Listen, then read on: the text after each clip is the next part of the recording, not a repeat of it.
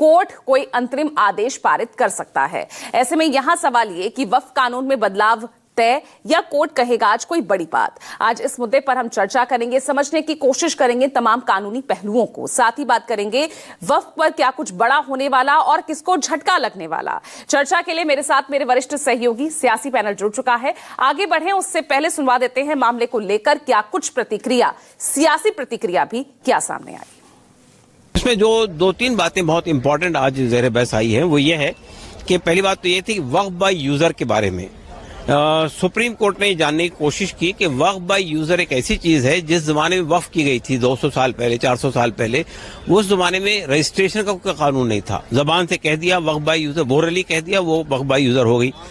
तो ये कहा गया कि कोई प्रॉपर्टी अगर मस्जिद है तो मस्जिद के हिस्से से इस्तेमाल हो रही हो, कब्रिस्तान है तो कब्रिस्तान के हिस्से से इस्तेमाल हो रहा है और बरसों से इस्तेमाल हो रहा है, तो वो मान लिया जाएगा कि वक्फ बाय यूजर, वो रजिस्टर्ड हो या ना हो, पेपर्स हो या ना हो, वो वक्फ बाय यूजर के कैटेगरी में थी। इस वक्त सरकार ने उसमें ये लगा दिया राइडर कि अगर कोई वक्फ बाय यूजर की प्रॉपर्टी है, अगर उस पर कोई डिस्प्यूट है या डिस्प्यूट खड़ा हो गया आइंदा, तो वो वक्फ बाय यूजर की कैटेगरी से निकल जाएंगे। वक्फ एक्ट 1995 के बहुत सारे ऐसे प्रोविजंस हैं जो ड्रैकोनियन हैं, जिसको पूर्णतः खत्म होना चाहिए। और एक दो तरह की सिचुएशन है। सबसे पहली सिचुएशन ये है कि जो आज एक बैच ऑफ पिटिशंस लगाई गई हैं जिसमें वक्फ एक्ट को चुनौती दी गई है, अमेंडमेंट एक्ट को। तो अगर एक ऐसी सिचुएशन बनती, क्योंकि उसमें उन्होंने स्टे की भी बात कही है, तो अगर स्टे की बात कही है तो जो पहले के प्रोविजंस हैं वो लागू हो जाएंगे। तो हमने कहा है कि वो प्रोविजंस को भी स्टे करना चाहिए क्योंकि वो सारे प्रोविजंस भी ड्रैकोनियन है। Point number 1। पॉइंट नंबर 2, वक्फ एक्ट 1995 में ड्रैकोनियन प्रोविजंस अभी भी हैं जो अमेंडमेंट एक्सरसाइज से रह गए, उसको भी हमने चुनौती दी है। हम लोग बहुत मुतमईन हैं। जिस मकसद से हम लोग सुप्रीम कोर्ट आए थे, बहुत विस्तार से चीफ जस्टिस साहब अपने दोनों जजेस के साथ हम सबके पक्ष सुने, वकीलों के। हमें पूरी उम्मीद है कि जिस हक के फैसले के लिए हम सुप्रीम कोर्ट आए थे, हमारी हक महफूज रहेगी। अभी क्या आपका सिंगल मेजोरिटी है तो भी आप ये सब करते हैं। और देखिए चंद्रबाबू नायडू चुपचाप बैठे हैं, नीतीश बाबू चुपचाप बैठे हैं, पूरा सपोर्ट देता है। क्या तुरंत दे देंगे बीजेपी, तुरंत पावर दे देंगे। इसके लिए, पावर के लिए आपको दिल भी दे सकता है, आपको खून भी दे सकता है। आपको वोट देना चाहिए था। ये फेलिसिएटेड मीटिंग था, जॉयफुल इवेंट था। ये लोग की दंगाई है। उनको ममता बनर्जी भड़का रहा है, दिल्ली जाओ, दिल्ली बंद करो। अरे दिल्ली तो यूपी होकर जाना पड़ेगा, जाओ ना दिल्ली। दिल्ली में, यूपी में, बिहार में ममता नहीं है, जाओ।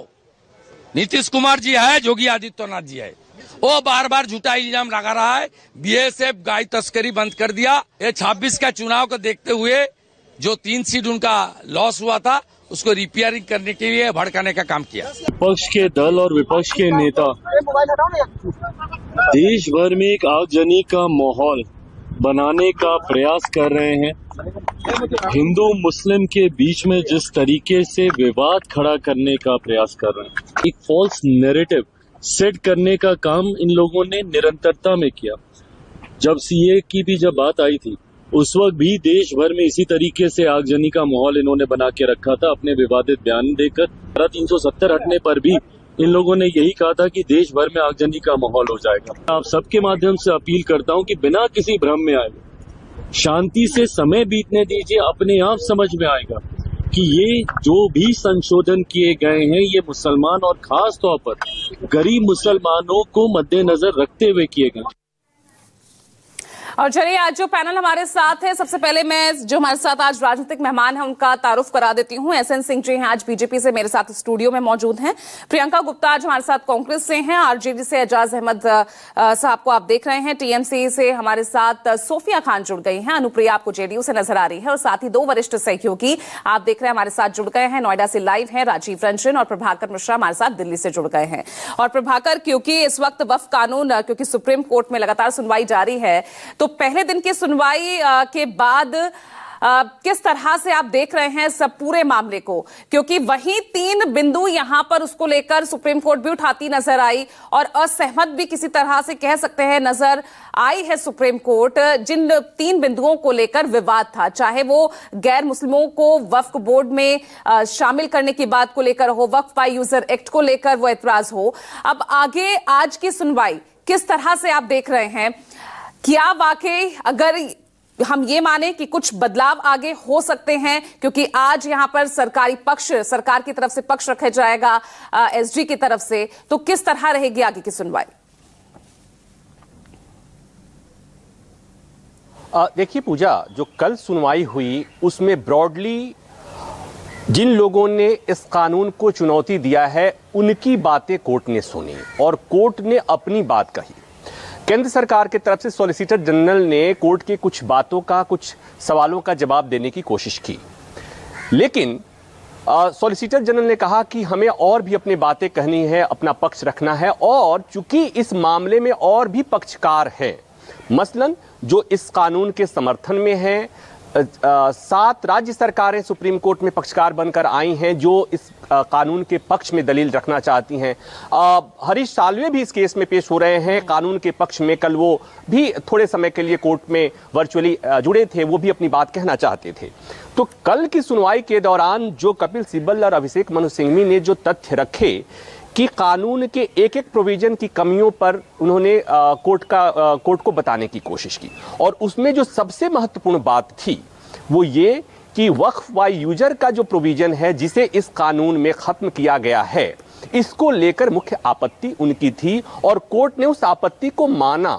कोर्ट ने जो सवाल किया, आपत्ति ये है कि वक्फ बाय यूजर का मतलब ये था, अब तक जो व्यवस्था आ रही थी वो व्यवस्था ये थी कि कोई भी संपत्ति, कोई भी वक्फ प्रॉपर्टी जो पहले से जिसके पास है वो उसका मालिक होगा, उसके रजिस्ट्रेशन और उससे कागजात मांगने की जरूरत नहीं होगी। लेकिन इस कानून में व्यवस्था कर दिया गया कि वक्फ बाय यूजर की प्रॉपर्टी, वक्फ बाय यूजर का प्रावधान हटा दिया गया और पुरानी संपत्ति, पुरानी प्रॉपर्टी भी वक्फ प्रॉपर्टी अगर कोई है और उसमें अगर कोई विवाद की स्थिति पैदा होती है तो आपको दस्तावेज दिखाने होंगे, सील डीड दिखानी होगी, कागजात दिखाने होंगे।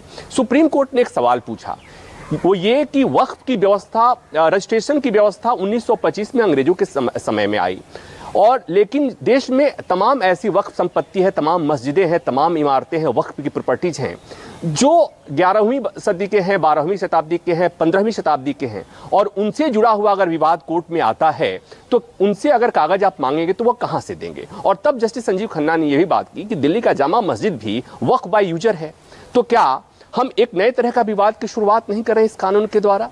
और उन्होंने तब कहा कि हम 100-200 साल पुराने गड़े मुर्दे, अगर तकनीकी आम आदमी की भाषा में कहें तो उसे हम नहीं उखाड़ने की हम अनुमति नहीं दे सकते। तो कोर्ट को जो आपत्ति थी वक्फ बाय यूजर के प्रोविजन को हटाने का, उस पर मुझे लगता है कि सरकार आज और तैयारी के साथ आएगी, सॉलिसिटर जनरल आज और तैयारी के साथ आएंगे, कोर्ट के सवालों का जवाब देने की कोशिश करेंगे। सरकार के लिए एक सकारात्मक बात यह है कि सुप्रीम कोर्ट ने भी माना है कल की सुनवाई के दौरान कि वक्फ बाय यूजर की कुछ कमियां भी हैं।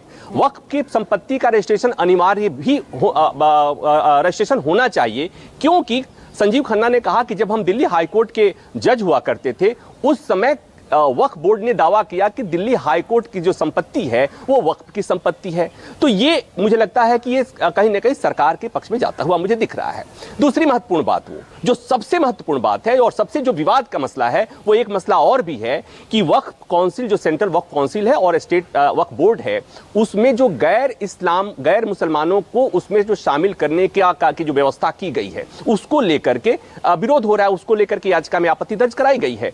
तो उस पर कोर्ट ने पूछा कि आप क्यों चाहते हैं कि उसमें दूसरे धर्म के लोग शामिल हो, क्योंकि संविधान का अनुच्छेद 26 ये कहता है कि प्रत्येक धर्म को अपनी धार्मिक संस्थाओं, अपने इंस्टीट्यूशन को रेगुलेट करने का, मैनेजमेंट करने का अधिकार है, उसमें दूसरा कोई दखल नहीं दे सकता। और ये आर्टिकल 26 है वो धर्मनिरपेक्ष व्यवस्था है।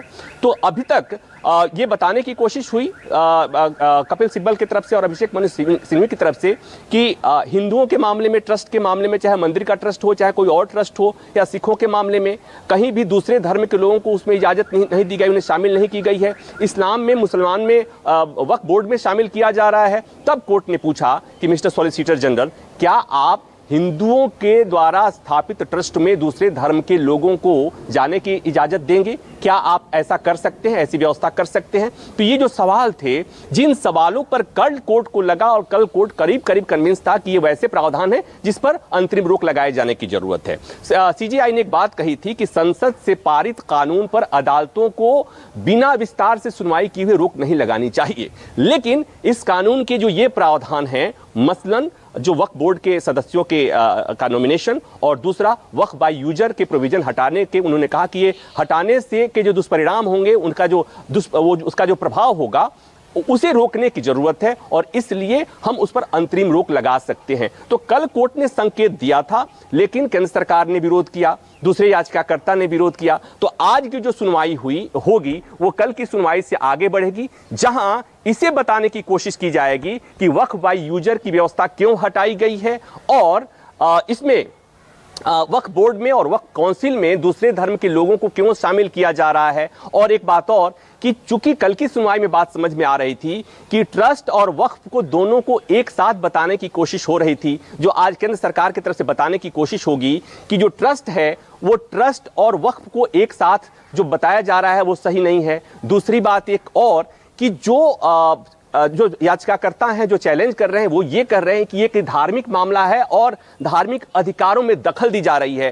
केंद्र सरकार आज इस पक्ष को पर एक बार फिर से दलील देगी कि ये धार्मिक मसला नहीं है, वक्फ का सुचारू संचालन हो सके, वक्फ की प्रॉपर्टी का मैनेजमेंट बेहतर हो सके और उस मैनेजमेंट के बेहतर होने से उससे जो कमाई होती है, उससे जो मुनाफा होता है, उससे जो पैसे आते हैं, उसका सदुपयोग बेहतर ढंग से किया जा सके, गरीब मुसलमानों के लिए किया जा सके, इसके लिए कानून लाया गया है। तो ये जैसे जस्टिफाई करने की कोशिश सरकार की तरफ से होगी।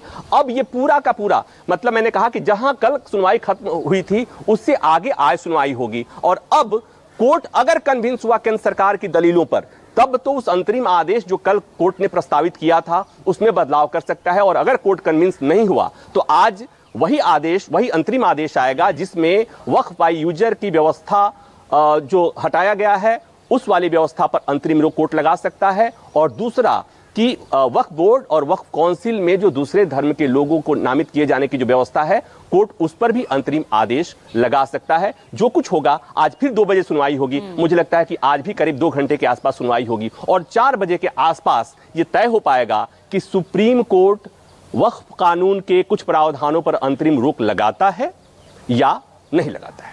ठीक है, तो आज की बहुत इंपॉर्टेंट ये सुनवाई हो जाती है जब यहां सरकार की तरफ से पक्ष रखा जाएगा। ठीक है प्रभाकर, आप बने रहिएगा। अब राजीव, क्योंकि कानूनी तौर पर तो हम देख ही रहे हैं और जिस तरह के पहले दिन जो संकेत मिले हैं सुप्रीम कोर्ट में सुनवाई के दौरान, अगर मैं राजनीतिक नफे नुकसान के नजरिए से आपसे विश्लेषण चाहूं तो क्या कहेंगे फिर?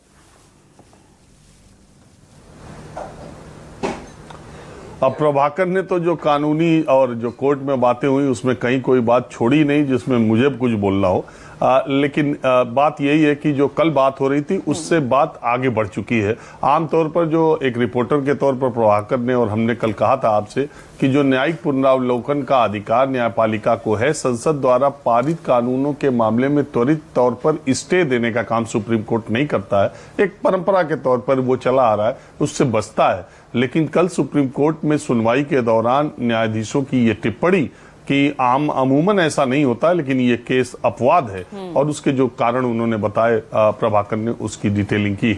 देखिए, सबसे बड़ी बात तो पूरी निगाहें आज 2 से 4 की जो